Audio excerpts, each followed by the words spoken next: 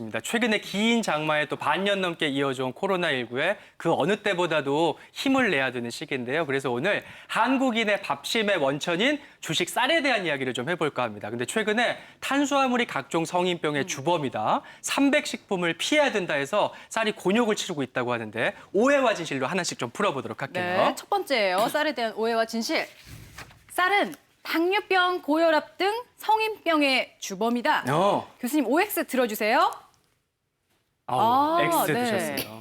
네, X인데요.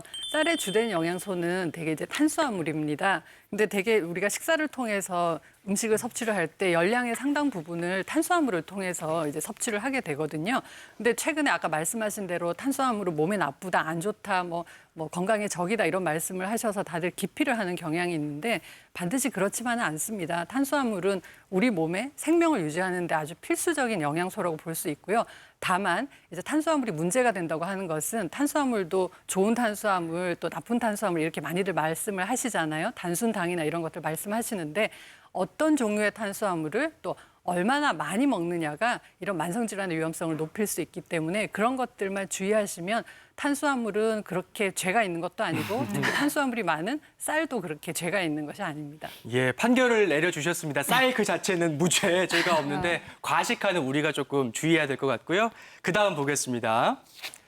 쌀은 탄수화물 외에 별다른 영양가가 없다. O인가요, X인가요? X, 예. 네, 세계인들이 우리나라 한국인의 쌀에 관심을 가지고 있는데요. 그것은 맛뿐만이 아니라 든든한 영양적 가치이기 때문입니다. 많은 분들이 쌀을 우리가 늘 먹는 밥이라 이 가치를 많이 소홀하고 있는데요. 우리 이 탄수화물이라고 하는 것이 때문에 쌀을 기피하는 이유를 우리가 이제부터는 좀 버리셔야 합니다. 다른 곡물에 비해서 영양가가 아주 많은 곡물로 이야기할 수 있는데요. 필수 아미노산 아요딘이 아주 풍부해서 성장기 어린이와 청소년의 성장 발육뿐만이 아니라 근육 유지에도 도움이 되는 것으로 잘 알려져 있는데 그런 반면에 알레르기 반응은 거의 없는 것으로 보고되고 있습니다.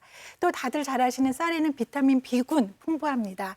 지금같이 피로 회복이라든지 또 면역력 증강에 도움이 되는 것으로 알려져 있고요. 비타민 B군 중에 B6, 피리독신은 우리 행복 호르몬이라고 하는 세로토닌 생성에 도움을 주어서 스트레스 해소에 도움이 줄 뿐만이 아니라 기억력과 집중력 증강에 도움이 되기 때문에 우리 공부하는 성장기 어린이 청소년들도 꼭 밥 챙겨 드시는 거 필요하다고 말씀드릴 수 있습니다. 쌀에 대해서 우리가 오해하고 있었던 게 많네요. 그러니까요. 마지막 오해와 진실도 한번 풀어보도록 하겠습니다. 세 번째는요.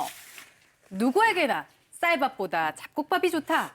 이거 누구에게나 나오면 보통 오답이던데 박 교수님 어떨까요?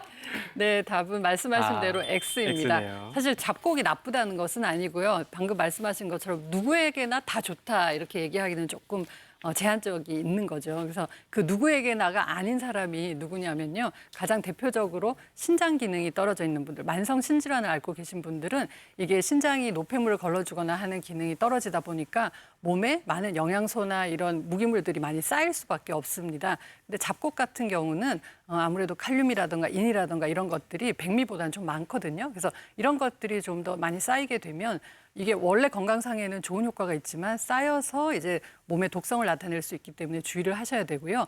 영유아 같은 경우는 성인만큼 장 기능이 활발하거나 흡수 기능이 원활하지 않습니다. 그렇기 때문에 조금 주의하시는 게 좋고 평소에 소화 기능이 좋지 않은 분들이 있죠. 여기 이 잡곡 같은 경우는 식이섬유가 많기 때문에 아무래도 먹고 나면 속이 더부룩한 불편감이 생길 수 있어서 평소에 그런 기능이 떨어져 있는 분들은 조금 더 주의를 하시는 게 좋습니다.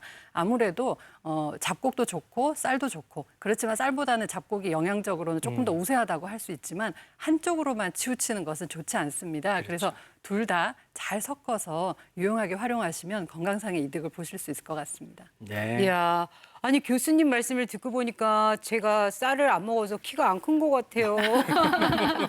사실 요즘 먹거리들이 너무 많다 보니까 어쩔 때는 쌀 한 톨도 입에 안 넣고 지나가는 적도 많은데요. 지금이라도 쌀밥 잘 챙겨 먹고 네. 50 중반에도 키 한번 커보겠습니다. 키가